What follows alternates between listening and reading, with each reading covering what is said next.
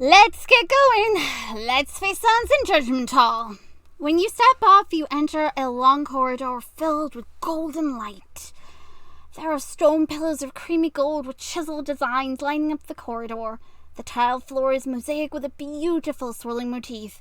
All along the walls are windows that filter in a golden light.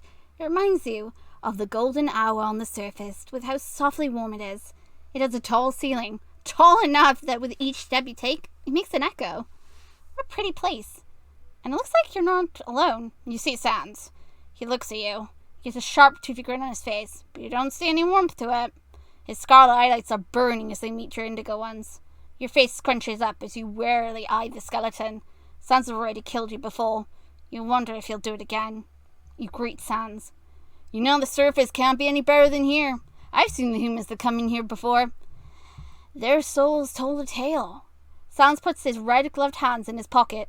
Humans kill. Children die. You're either born with power to survive, or you're born to be consumed by others. You frown. The surface isn't perfect, but it's not kill or be killed world like Underfell. I know you think that, he says. Save or be saved, right? That's what you said on the show. Yes. Sans looks up at the ceiling and chuckles. Hey, bud. Knock, knock. Who's there? You only see a glint of yellow in his right eye when you are suddenly impaled through the head. You have died. Not you. Here comes Sans. You step off the elevator and resign to this encounter. You had the feeling this was coming since he killed you in Soda and then killed you again later in Hotland. You know, he killed you more than once. You had hoped it could be avoided, but, well, here you are. See, I knew it was funny you didn't take my hand, says Sans. You're one of those special humans, huh? The real special kind. Not just a visible soul. One that stays. Damn. Sans sighs. You're not going to make this easy on me, are you, pal? He knows? How much does he know? His gold teeth glints in the warm light as he smirks. You ain't the first, and you won't be the last human with a soul strong enough to hang on after death. Sans tilts his head.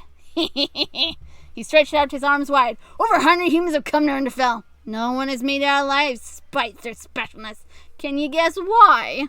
You shake your head. Papyrus has captured 20 humans and killed 2 of them. And I killed 15 and captured 5. Who do you think handled the rest? Allow me to reintroduce myself, Indigo Eyes. For the love of God, Sans, I haven't even used it. Sans gives you a mocking bow. I am Sans Gaster, the judge. I've encountered 60 humans, and I've killed 60 humans. Sans straightens up, and his sharp tooth smile is cold. I see them coming through the ruins, and if they're weak enough, I'll let them through. I want to give Pops a chance to have fun, you know? Like any good brother. But the ones with levels, I take care of them. And the ones that are weak and slip through, I clean them up here, in this hall. My hall. He puts his hands back in his pocket. You ask Sans why he had his name redacted in the monster book. I got an obligation to explain that to you, he says. You perch your lip. Your soul shines brightly at your chest. Garmed was tempted to let you go for the boss's sake, said Sans. Really was. But when I saw you on that show, and well... He raises his arms in a beckoning gesture. Take one more step forward, I'm gonna have one hell of a time. You do realize, Sans, if Papyrus finds out what you've done, Boss is gonna kick your ass. It doesn't matter what you say. He ain't gonna go easy on you. He might even forget for a moment his pacifist side and literally go and kick your ass. You take a step forward. There's a tight grip around your soul. Whoa! Whoa! No. Sans! You are lifted off the ground. In your place, a dozen red spiked bones shoot up from the ground and you are slammed into the bones with enough force to turn you into a pile of mush. You've died. Welcome to hell, biscuits. When you get off the elevator, you tell him you didn't want to fight. I know, he says. That's the fucking issue. We're about to respond, but you see him raise his hands. Red, sharp, jagged bones are conjured in surrounding air and they shoot straight at you, instantly impaling you through the head. An instant death. You have died. Again. You exit the elevator. Ugh, he says when he sees you. You don't have to be so... Well, that's just rude. You tell him you don't understand why he's doing this. You want a threat, and you never hurt him or any other monster, considering he's killed you more than once already. That ain't the issue, he says. Your belief is what's dangerous. Huh? You think 'cause you're nice, the other humans would be too. That ain't how it's been going, buddy. Over 100 humans have fallen in here, and you're the first one to not attack or scream at us, he says. You're the exception, not the rule. That bear comes down, it's going to lead to another war. He can't know that for sure. And yet you can't know it won't happen, he says. Yes, you can. You know it. It won't. There's why you're so damn dangerous, he snaps. The propaganda is lethal. Out there giving them hope when there ain't any. Yes, there is. There's always hope for a better tomorrow, and that better tomorrow has finally arrived. Humans and monsters can live in peace, together. Bullshit. Humans have been living and growing fucking for centuries, but as monsters, we've become stagnant. We ain't got the space to expand our population, so we stop. We know humans outnumber us 100-1. You breed the bear and it'll be a slaughter. You argue that won't happen. Humans have changed. You're delusionally biased, he says. I'm done talking. This was your last courtesy since you didn't hurt anyone. Hold on now. Hold the phone. Are you saying I'm biased because I'm human and I'm siding with the humans? I can understand that, but don't you think maybe I might be on to something? That maybe, depending on how long the last human that fell down here was, I mean, if it's been like so many, like 50, 20 years odd or something, a lot could have changed. People adapt, people change, a lot happens, Sans. You're literally living in fear. His sharp-toothed grin glints in the golden light. Bye, loser. You're impaled from behind and you have died. Act? You've died. You've died. Act endure. Die. Don't give up. You still keep on dying continuously. Perseverance. You still keep dying. Stay brave. I don't think staying brave is going to do anything. Hold on. Oh, fuck me, he says when he sees you. Do me a favor, pal. Buddy, in your eyes, and stop coming back. I got better things to do with my time than keep killing ya. You take a step forward, remaining firm. You think you can just out-stubborn me? Sans laughs. You think I'll just throw in the towel if you keep coming back? That ain't how it works, toots. I will break you. And you will probably get destroyed later by boss, probably. Or be reprimanded by one of your brothers. Don't you think you're going a bit overboard? You're fully aware that Papyrus likes me. Don't you think you're going a bit too far? You continue forward. He glares at you the entire time. You make it a few steps and feel his magic grip on your heart. Will you stop touching my soul? Seriously, stop touching my soul. I didn't give you permission to go handsy on my soul. Stop touching it. Leave it alone. Stop it, he says. You ain't gonna win this. You won't give up. Why? He asks. You don't know us. You got no reason to try so hard. You raise your chin. It's common sense to help someone who needs it. He flinches. We don't need help. Don't you want to make your brother happy? Don't you think your brother would be a lot happier if he and me can be together and not in a world where, we have to be apart? Don't you think your brother's going to be miserable when I'm gone? Don't you care? Wouldn't killing me make him even worse miserable? You think he's not going to question what happened to the human? I mean, yeah, you can be happy for so long, but eventually he will find out about this. You can't hide your sins forever, Sans. You just heard the window. To the city below. The monsters in sight speak for themselves. You feel their pain. You feel their isolation. You feel their stagnation. They deserve to feel the sun. You tell Sans he deserves to feel the sun, even if he's been mean and rude and just a little shit. A shudder goes through him. His red eyelids waver in his socket and he screams back, "The fuck do you know?" His grip on your soul tightens and he throws you back. It's not death, but it does create a very purposeful distance, and you're thankful he didn't kill you this time. He snarls with venom in his voice. You're fucking stubborn. I was being nice all since you didn't hurt anyone, but not anymore. I also would have thought you were being nice to me as well because your brother has a thing for me. I just hoped that would have been it, but that was him being nice. You are abruptly impaled through both of your feet. Red bones stick out from the floor and pin your feet to where you stand. Immediate pain shoots up through you, and you reflexively cry out in agony as more bones pierce your shoulders and into one of your arms. Chunks of the flesh fell onto the floor, and you see bits of your bones sticking out in places that it should not be. Pain. There's only one thing can describe this process: dilapidating, agonizing, and horrific pain. It hurts. It does not burn, it is not cold, it is not tearing. There is no sensation other than pain. Your whole body involuntarily shakes, and you think you will die from the intensity of your agony, yet you're not allowed death. Nothing has hurt so much before. There's no compassion to this torture. No death comes close to this purposeful torment you are currently enduring. Pain, and that's all you can register. Your soul is beautiful. Your kindness is unwavering. You are the spring to this kingdom of despair. They need you. You are you. Sans needs you. You alone are enough to conquer this pain. Your determination flares through you and the world becomes muted. You stop trembling. You can think again. Twinkle is Twinkle. You are you, and you are in a cage of bones. You raise your head, and you meet his gaze. You meet his, and you will not give up. He flinches, and you're impaled. And so the cycle starts again. You die, you die, you die, you die, you die. Stay determined. You keep on dying. This isn't the end. Oh, good Lord. You won't let it be. Not for you. Not for them. Not for Papyrus. You linger in the elevator. You stay in the elevator won't change anything, but you need a moment to recollect yourself. You've died 176 times. Wow. I've died a lot more than I did in my initial run through with Papyrus's, right, where I only died 175. It's because I let Sans kill me with the taco. Sans, that's what it was. All of Sans' kills have been instantaneous. Well, not all of them. There's quite a few that was not. You've not felt any pain from most of those deaths, but it is disorienting to go through the golden halls to darkness and back within seconds. You take a deep breath. You think about Papyrus. You remember your date. You remember his warm touch on the small of your back. How you felt walking with him. You vividly recall his cute face when Mettaton teased you both. Papyrus's voice was gentle. Gentle when he said, "Do not be killed, Twinkle." You'd break his heart if you stopped here. You won't. You run your fingers through your long hair. You step off the elevator. Yeah, we said we weren't going to be killed. We technically died 175 times. Sans is giving you an odd look. Red beads of sweat cover his forehead. He wipes them with the back of his red-gloved hand.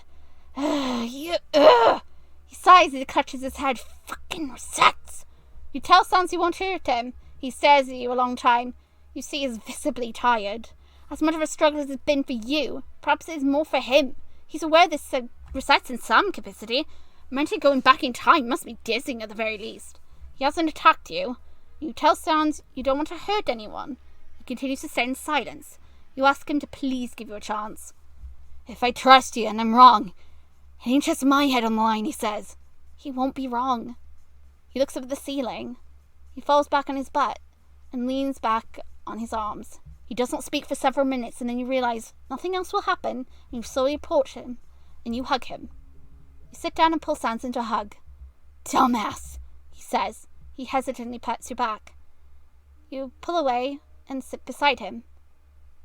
He gives you a lopsided smile and says you want to be his friend. Freak, he says. Whatever. Do whatever you want. I'm too freaking tired at this point. You stay seated beside him. He pulls his hood up so you can no longer see his face. Hey, pal? Is the sun really warm? He asks you. Yes. And stars? You always see them? At night, yes. Sans flops onto his back and he looks exhausted.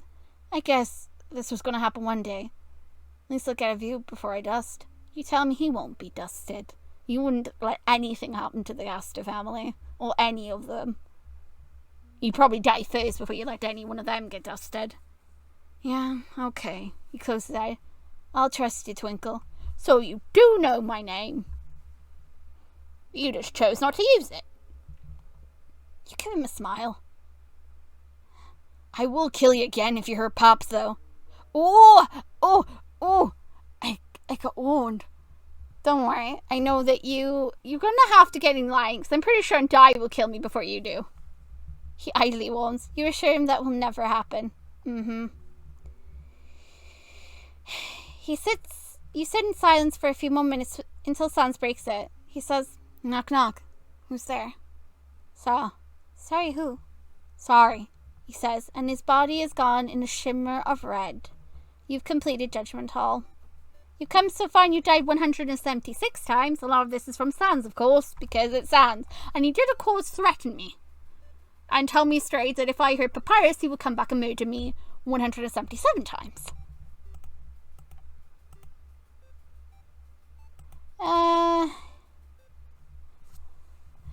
Papyrus hopes you are safe.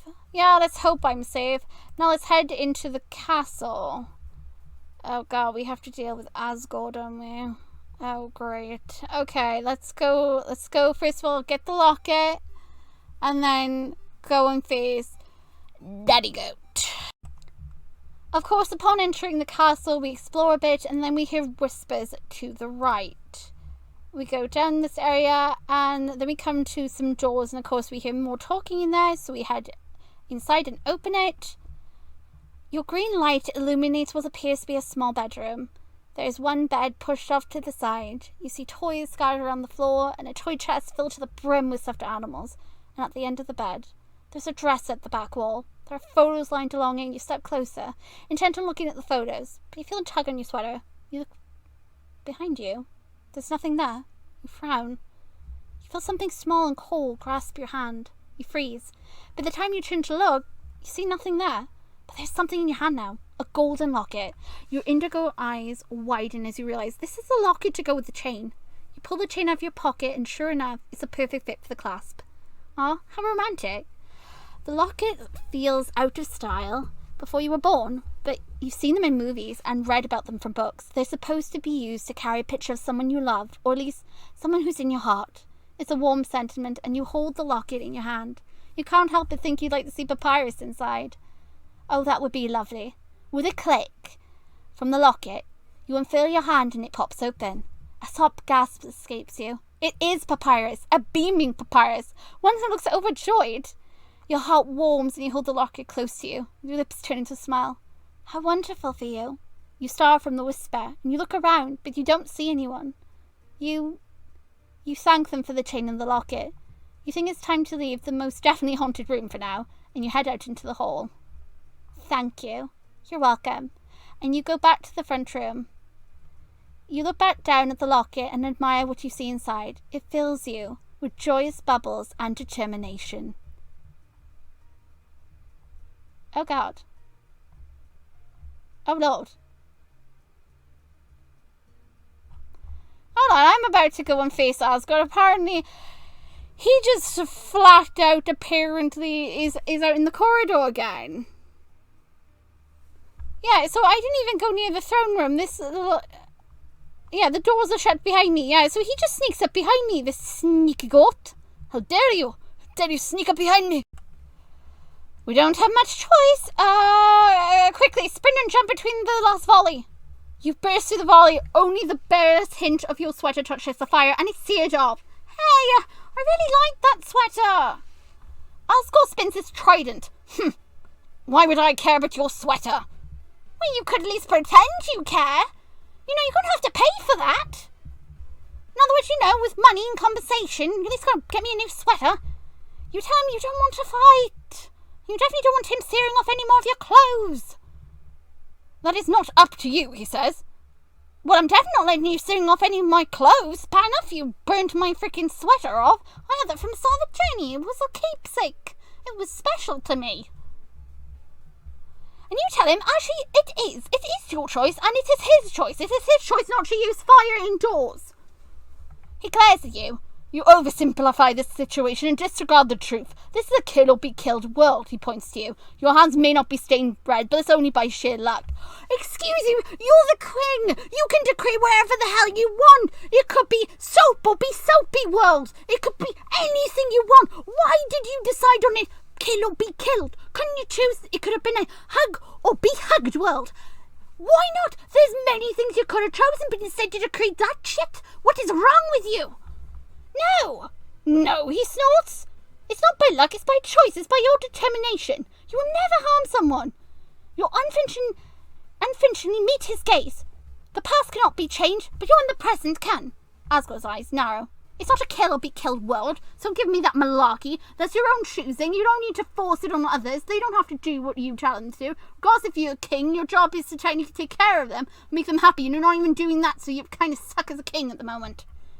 It's a save or be saved world, and also I'm holding it against you.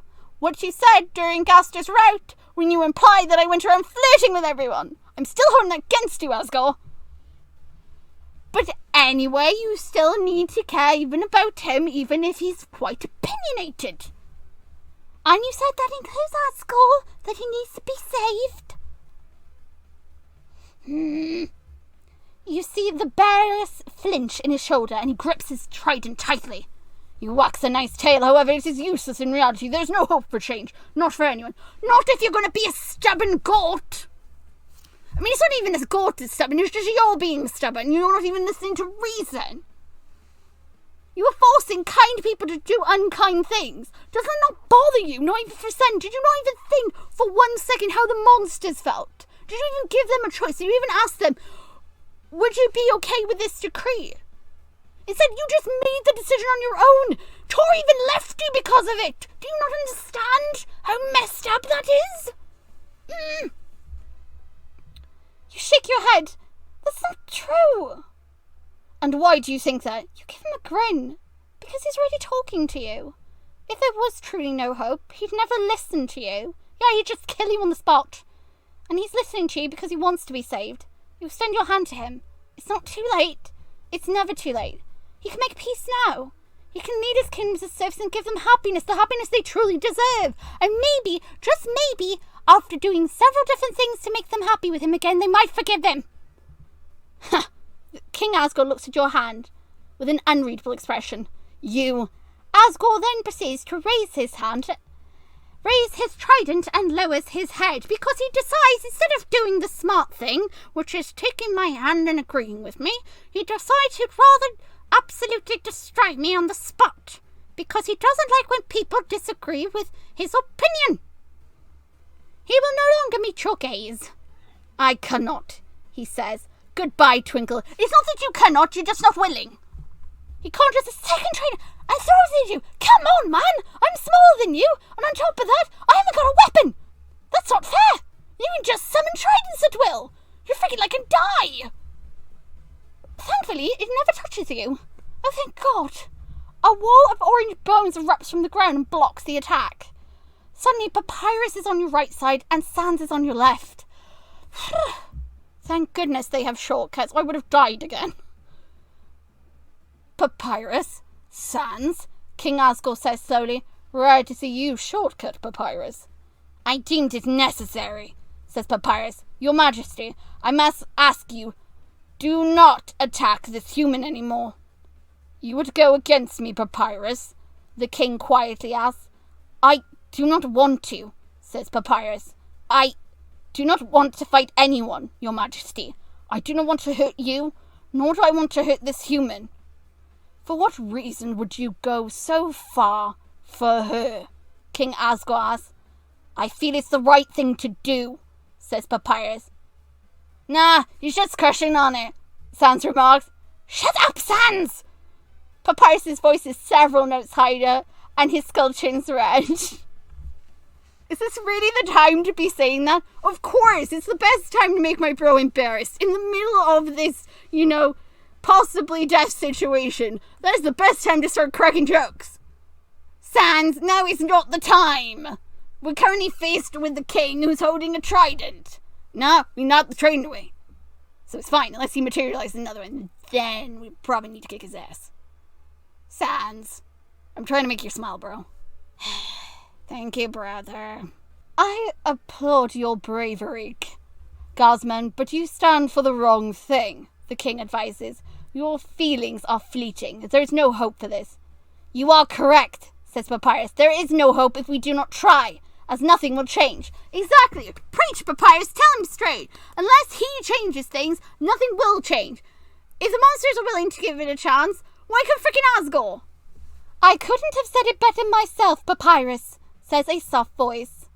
You and Asgore look in surprise as Tori, the owner of the voice, marches into the room.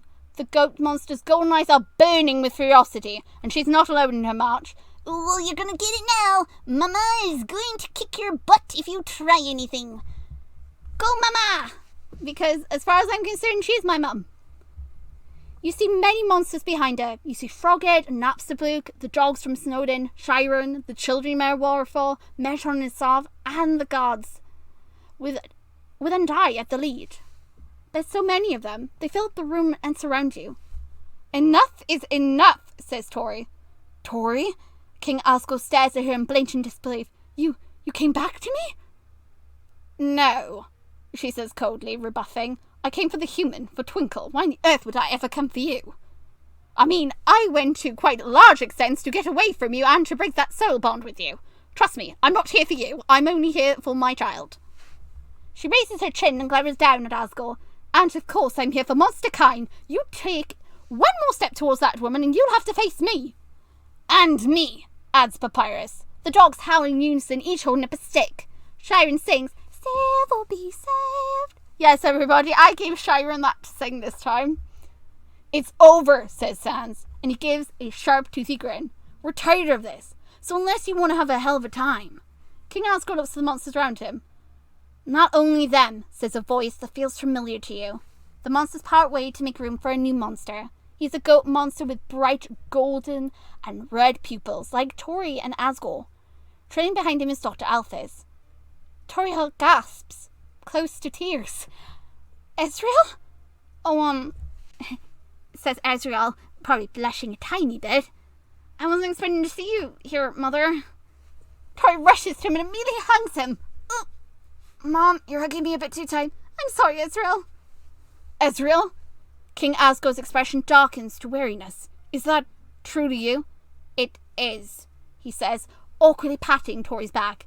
I see you still haven't trimmed that god-awful beard of yours. Asgore's eyes widen and he suddenly grins and strides forward. My boy, my son, one awkward family hug at a time. Ezreal complains, and besides, you're about to attack my friend. No, you're about to kill my friend. Friend? You look between Ezreal and Dr. Alphys. Wait, Flowey? Howdy, Twinkle, says Ezreal. He gives you a grin. Glad to see you're okay. You are okay, right? Yes! You run to hug him! Tori notices and opens up her arms to let you also hug Ezreal. Ezreal hugs you both. You seem a little singed. Are you okay? Yep, though someone owes me a sweater. Good, says Ezreal, and don't worry. I'll make sure that he gets you a new one. Now, if you and Mother will excuse me, I need to talk to Father, since apparently he's not willing to listen to you. Tori squeezes Ezreal and she reluctantly lets him go. You also let go. Ezreal steps closer to his father, King Asgore. Father, it is time this feud with humanity comes to an end. It's time the monsters return to the surface. Ezreal, no. Ezreal cuts him off. This isn't an argument or something up for debate. You won't win this. You can't win this. I understand. I understand the war changed you. I know those memories are hard to let go, but it's time. Don't stop us. Twinkle has shown us that humans and monsters can be friends again. Let us try. Besides, there's nothing you can say that's going to stop me being friends with her. So if you try and get between me and my friendship with her, I will definitely take it upon myself to deal with you. Asgore stares at Ezreal. His smile faintly. I cannot win this. No, you can't, old man. Asgore looks at you. Human, no, Twinkle. You said this world does not need to be killed or be killed. Do you truly believe that? You meet his gaze. Yes, you do. I mean, right now, you're technically still alive instead of dead. That's proof enough as it is, isn't it? It's not kill or be killed. It's save or be saved. And you smile at Asgore. It's time for him to be saved now and for him to stop, shouting absolute malarkey about kill and be killed nonsense. Then so it shall be. He utters quietly and he drops his tide, and finally that wretched thing is on the floor where it belongs. And while he's not smiling, you think he's happy. And now there's only a couple things left to do. You poke Papyrus. He turns to face you. Yes, human? You tell him you need to go check on a friend. You'll be right back. Very well. So I'm going to go and get Gaster. You drop into the void. The hands are on you in an instant and they grip your face, your arms, your side, your legs, your hips. Hello, dear human. The distorted voice bounces in your head as you sink further into wrongness. You think it's gotten easier to hear the voice, however, and it takes you a moment to find your voice in the sea of cold, inky blackness. You ask Wingdings if there's any idea on how you can free him. Yes. That is great. Is there something you can do? Yes, I need your help. He's got it. What does he need? We first must go to the barrier, and then I will need to borrow your soul for a brief period of time. You shiver as he talks. The void presses on you in every direction. It's almost too much. You do your best to bear with the discomfort. You'd like a little more of an elaboration on that. I will use the power of the barrier to free myself, but a human soul is required to enter and leave the void. I need you as a beacon. That makes sense, you think. It's getting harder to focus the longer you linger. You agree.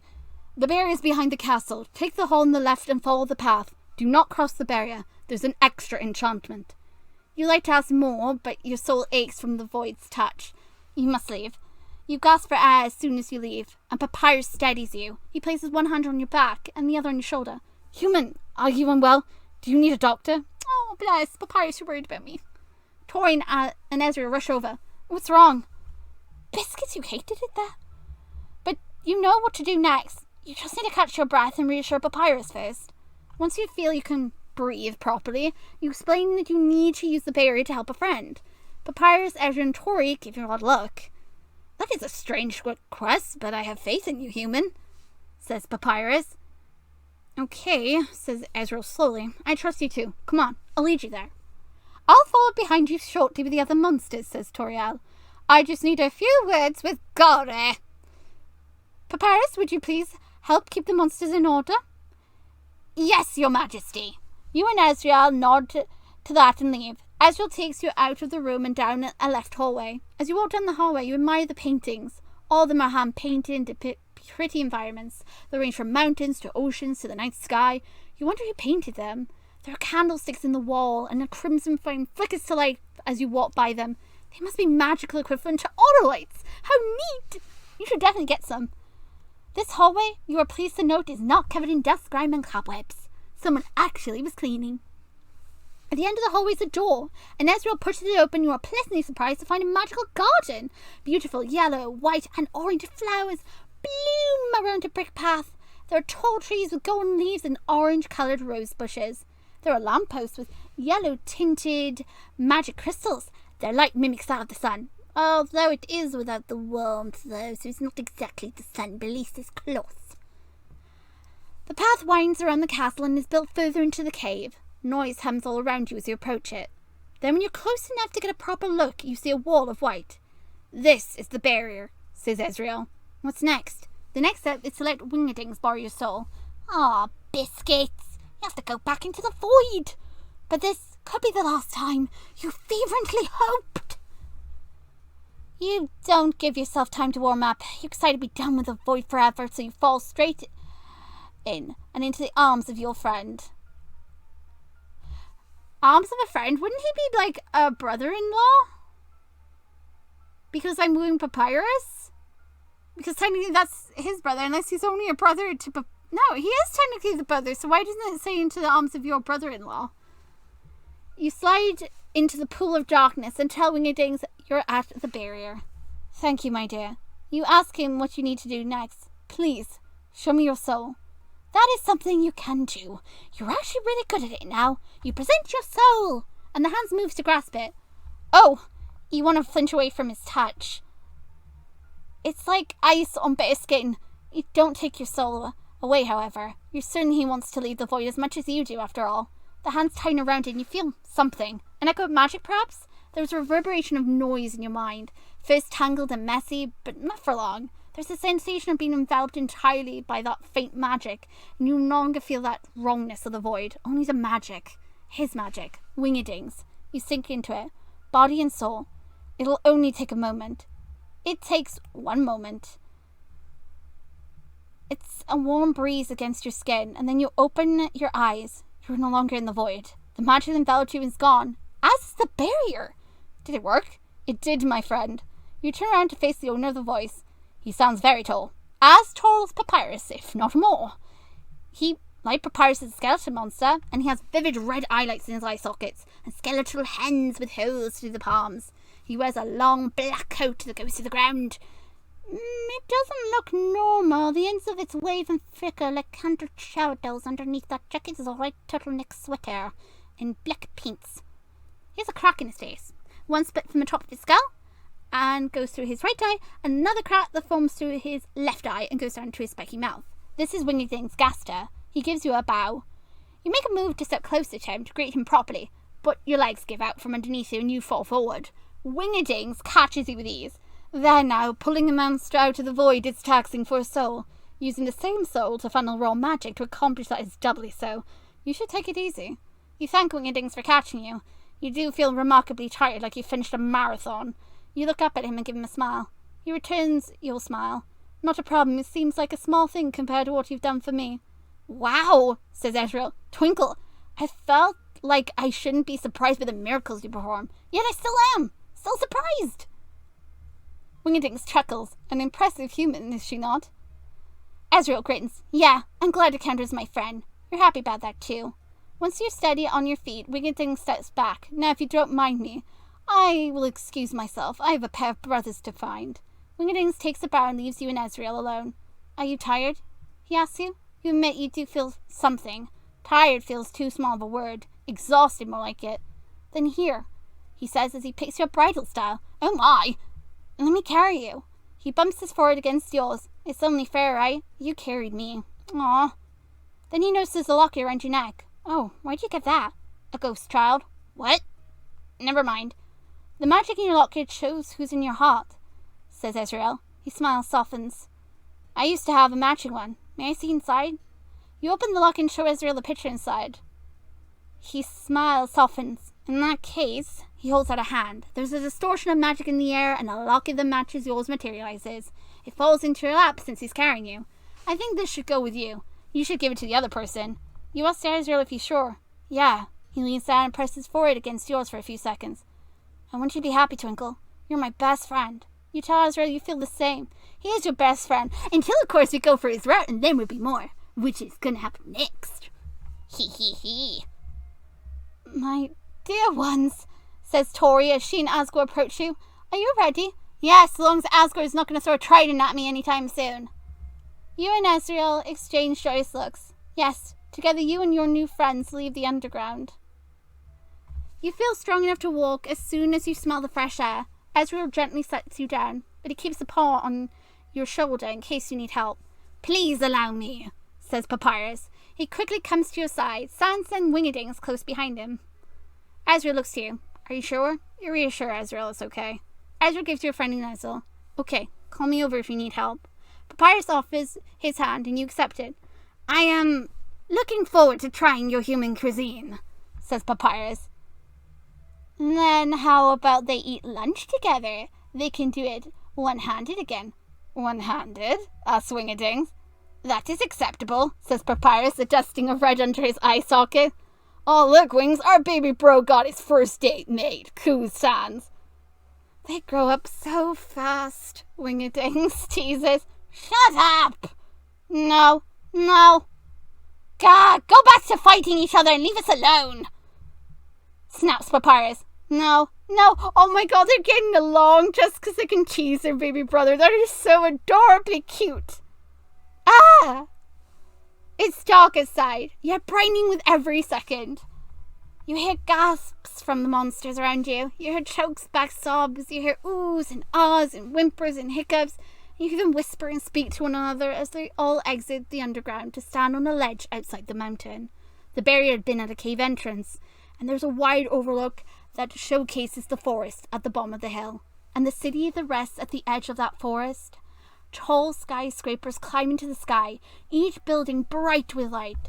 The monsters notice and point to it, look at it, their voices getting louder, and then they all go silent when the first crack of light peeks over the horizon. No one speaks, no one moves. It is the first sunrise, and they watch it in complete silence. When you look around, you see so many of them openly crying, their tears falling down their face. Some have collapsed to their knees, holding their hands over their mouths to keep from weeping out loud. You smile, your own eyes burning. Yes, this is it. It's not a kill or be killed world. It's a save or be saved. And you saved them. Papyrus squeezes your hand. You look at him. You tug on his hand and he leans down so he can whisper to him. You tell him you have something to show him. He lowers his voice. What is it, Twinkle? You tug on your locket. Oh, Papyrus clears his throat and lowers his voice again. It is surprising you have one, human. You tell him you have a matching one, too. One for him. Papyrus tilts his head. Yes. You open your locket to reveal his face inside. You give him a smile. Papyrus's entire skull turns red. His voice cracks. I regret not bringing the camera, Sans remarks. Shut up! Papyrus snaps. He picks you up and there's an odd sensation of being dunked in water. You lose your vision as the world swirls. You blink several times as Papyrus sets you back down. You are back in Underfell, specifically in the garden, now alone with Papyrus. Oh my god. I do not want to hear from them. We can leave once we have finished talking, he says. That sounds good. Human, he says, when you confessed to me in Soden, I was not prepared for you to treat it seriously. But you have, so I will answer you seriously. Brace yourself. I will accept your feelings, he says. You beam. Yay! Happy butterflies dance in your stomach. Papyrus takes your hand and gives you a gentle smile. You really are happy. Of course. You really like me. Of course. Even though You reassure Papyrus that you really like him. What's in the past is in the past. You care about his present and future. He squeezes your hand. So long as you are in my future, then I will strive to keep my face in your heart. He leans down and presses his forehead against yours. Thank you for liking me, precious human. True happy ending, Papyrus is out. Do we have anything? Oh, we do. We got a first storm with Papyrus. Okay, so let's see. Let's see. It really seems like everything is working out for the best. Your journey, your struggles, and none of it was in vain. You saved them. All of them. And you didn't make it out alone. The Gaster family moved to the surface right next door to you and your new home. As a VMP ambassador, you had to move into a magically secured home of your choosing in the city. You and Papyrus see each other daily. The two of you spend every evening together in the kitchen. He wants to learn how to make every human food imaginable, and he loves to hold your hand as often as possible.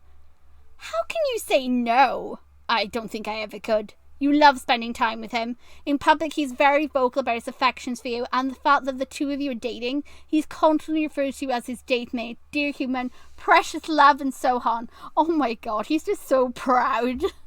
So cute. And you're delighted in calling him affectionate names too. You adore his reactions. While happy to have a boyfriend/date mate, you make sure to not lose touch with your friends you've made. Most notably, Ezreal has become a huge part of your life. He became the new king of monsters and helps you integrate the two societies.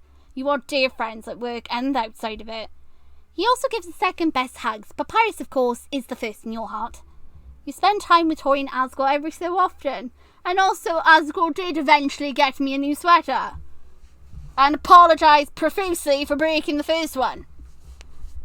Tori bakes you a special pie and loves to give you hugs, and you hang on with and die. You're a semi-regular at Metatron's new TV show on the surface, and you attend all of Sharon's concert, and also buy her new album, Save or Be Saved. You visit the school in the city where monster kids have started to attend. They enthusiastically introduce you to their new friends, but you always have to try and talk them out jumping off of any waterfalls, buildings, or anything else that's super tall that will ultimately kill their friends multiple times. You meet with all the dogs from Snowden every month for a game of poker, which you suck at a lot. Papyrus tries to coach you, but his poker face is almost as bad as yours. When he gets flustered, which is every time you give him affection, you are his weakness. Everything is as it should be, everyone is happy, and you're the reason for it. Thank you, Twinkle. Thank you for falling into Underfell. Thank you for showing them kindness. Thank you for staying determined. Thanks for being you. The end. Now time for the bonus scene. Woohoo! Off we go! It is the very first thunderstorm to come into the area since the monsters have arrived to the surface. As soon as you saw the weather forecast, you immediately insisted on getting your friends together to watch the storm. The Gassers have a nice, wide living room with a magnificent window at the front. It's a perfect place to watch. The monsters were amused by your enthusiasm and agreed. Most of them have never been through a storm before. They have rain when water leaks down from the stalagmites in the marshes, but it's always gentle and refreshing. The storm was supposed to be intense, the first severe one of the year to signify spring's approach. You were excited to witness this reaction, when in reality I really don't like storms, but oh well. An hour before the storm arrives, you got snacks and drinks all prepared when you headed over to the Gasters. One of the benefits of being neighbours means your trip doesn't take so long. Good day, my love. Papyrus greets you at the door. He immediately offers to help you carry your armful of goodies. What is all this for? Exactly how long is this storm party supposed to last? Sans asked warily from behind Papyrus. At Papyrus's sharp glare, Sans quickly adds in a nervous tone, No offense or anything. However long they want it to, you tell them. Well, you hope the monsters will be interested in the storm. You did prepare a scary movie to watch with it going on in the background. It's not my favorite movie, but the scares make it well suited to watch during a thunderstorm. Great, cuz I got plans tonight, says Sans. Grubby's testing his new menu tonight. Free food and booze for all taste testers. You step into the front room and take off your shoes. Wingedings and Papyrus need a clean home or they'll turn into grumpy bears. The Gaster family home is well kept, and it's a strange class of intense, edgy, dark, and so minimalistic it's clinically decor. It's hard to tell which brother chose what, it's all very them. Papyrus and Sans follow behind you as you enter their living room. Wingeding steps out of the shadows and greets you with a smile. Hello, my dear. You beam and open your arms for a hug. Wingeding chuckles as he obliges. It is good to see you again. You saw her this morning, Sans says dubiously. Wingeding's eyes narrow. Your point? Why the need to greet her like it's been ages? Are you trying to get on my nerves, darling brother? Sans sneers. That tone you're taking with me. You impulsive dumbass. You clear your throat. Both go silent. Why are you two fighting? Sans, why did you just have a go at him? He just wanted to hug me. What is your issue? What the hell? Why did you just... Why? It wasn't needed. Leave your brother alone. Wow. Sans, back off. Leave him alone. You step away from Wingedings and ask your companions if they would help you get ready for the storm now. Of course they agree. At your insistence, the Gasters help move the furniture. They turn the couch around to face their huge living room window. Wingedings takes on the curtains to ensure an unobscured view, and Papyrus grabs more pillows and blankets to make it a cozy sitting area around the couch. Sans levitates the table into the room to set the food and drinks down. By the time the area is set up, the next guest arrives. Ezreal is first. Your best friend enthusiastically greets you with a nuzzle. My friend! You hug him tightly. Hello, Your Highness. Ezreal beams. Hello to you as well, Papyrus. Thank you for the invitation. You step away from Ezreal to let him come inside. Scarcely a few minutes go by before the next guests arrive. I and Alphys confidently strive into the Gaster's home. You knew they would come. And I is friends with Papyrus and Alphys is friends with Wingedings and Sans. But you hadn't expected a third guest to join them. Metatron swoons in. Darling! Metatron! You have to hug Metatron, especially when he opens his arms, especially for a hug. It was thanks to him and his help that you were able to reach out to so many monsters and inspire them to come to the surface. That forever placed him as one of your favourite people. Metatron pats your back and kisses both of your cheeks. Why? Asks Papyrus. Why what? Metatron inquires with a tilt of his head. You, both cheeks, Papyrus asks. It's a greeting in Hollywood, explains Metatron. It's very popular with humans. Oh, is that true, my love? You nod happily. Papyrus smiles. That is good to know. He frowns. It's not required, right? Metatron and you laugh. You're really sure Papyrus is not mandated. It's simply how some humans like to greet each other. Oh, bless. Do you? Papyrus asks you. You prefer hugs. I know that, he says. You hug everyone. Yep. It is weird. Well, but it is something I admire about you, he continues. Your confidence to show affection to your friend is second to none. Papyrus smile widens as he looks at Metatron. Welcome to our home, Metatron. I'm glad to see you again. I wanted to apologize about my rudeness, my rude departure last time. Oh, you are just a doll, coos Metatron. Think of nothing of it. Thank you so much for having me. Of course. With Metatron's arrival, there's only a few minutes left until the storm is meant to arrive. It's gone dark outside, remarks Undai as she glances out the window. That's normal, right? Yes, since everyone is here, it's time for everyone to grab their seats. You take a seat beside Papyrus on the couch. He comfortably puts his arm around your shoulder and you lean into him. The storm arrives. The darkness of the storm overcast rivals that of the underground. Are you sure this is normal? Metatron asks. It looks like night. Yep. Alphys adds, from what I've read, it gets dark because the clouds are blocking the sun. Isn't the sun supposed to be the brightest star? The sun is a star, Sans explains. It is also a hell of a far away. Anything big enough in between us and the sun will block it.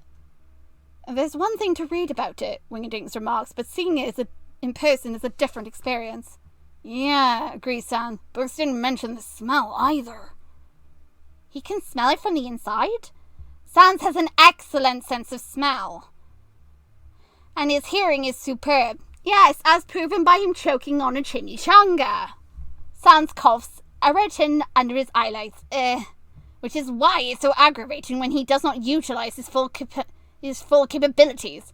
Oh, come on, boss, Sans complains. Papyrus's eyelights shine brightly. I'm not wrong. There's nothing more frustrating than seeing a talented monster waste his time.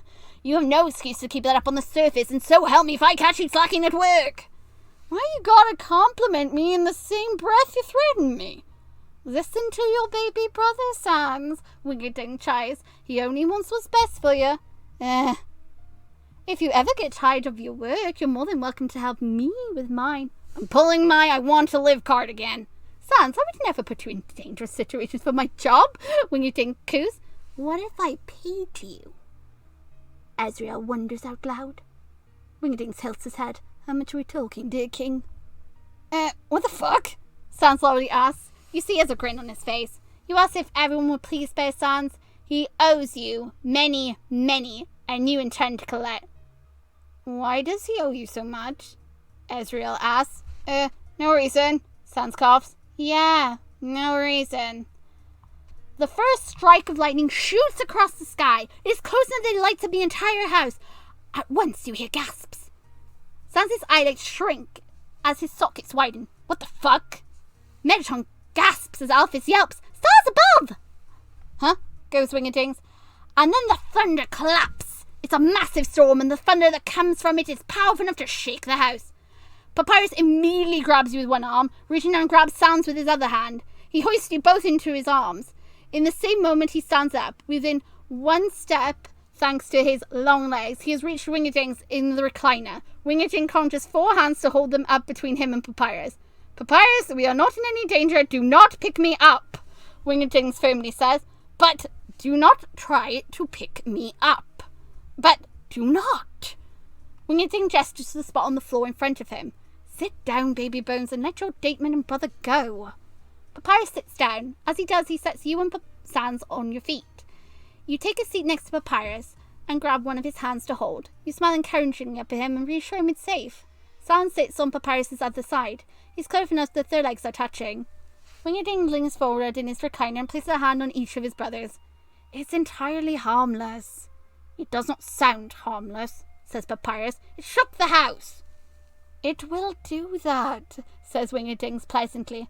All the time, Metatron asks. A lot of the time, you add. Are we safe here? And I warily inquires. Yes. No threat of tornadoes, just a thunderstorm. I see, says Papyrus slowly. He shifts around anxiously. You squeeze his hand and he squeezes yours back. You offer to go over to your place and grab some noise-cancelling headphones if you'd like to use them. Go outside? Absolutely not. That is far too dangerous. It's actually not. No, Papyrus says sternly. What if you catch a cold? It's pouring. Okay. The lightning flashes again, and you count out loud. 1, 2, 3, 4, 5, 6, 7, 8. Boom! You tell him that the storm is 8 miles away. The storm isn't even here yet, Alphys asks. Nope, you explain that you're on the outskirts. Huh, says Sans. Are all the weather this intense on the surface? Oh no, this is very mild. This is mild? And I asked in alarm, stars above, no wonder you were fucking fearless. How often does bad weather happen? Metatron asks. You shrug. A lot more in the spring than any other season. You and the monsters stayed at the window and watched the storm. As you return out, you had no need to bring the movie. They were captivated by the lightning, rain, and thunder, and when the storm passed hours later, everyone agreed to watch the next one together. Aw, that was really cute. I loved that. I loved Papyrus's reactions throughout this. That was so freaking sweet. I loved the way Wingadings handled the situation to calm his brothers, as well as Sans also staying put. Well done to him. And just the whole entire thing is so cute seeing like how they react. I also loved Undai asking about like, what do you mean by mild? I love these extra scenes. This one was just the storm. I don't know if any more will be added to this route. If more does get added to Papyrus' route, I will cover it. Otherwise, let's head off now to Ezreal's route. God, this was so freaking adorable.